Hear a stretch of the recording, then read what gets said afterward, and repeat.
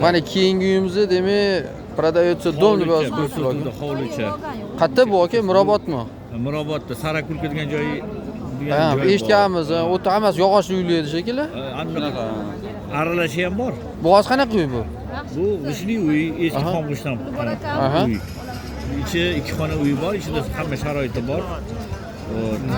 Отопленияsi bor. Kichkina orqasida hovlichasi ham bor. Mashina kirmaydi lekin. Ha. Uzun yo'l ichidan kirib kirasizlar. Shunda xonadonlar bo'laveradi. Buniki alohida независимый, tomon alohida uy joy. Orientir nima? Orientir Sarakulka psixonevrologический больница bor o'sha yerda. Ha. O'shani atrofida.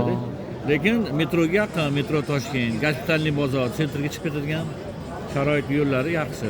Juda emas, juda emas. Aka, men bu Narxi kelishiladigan holda. necha pul bo'ladi narxi? 40 ming 40 ming so'raymiz, sal o'tib beramiz.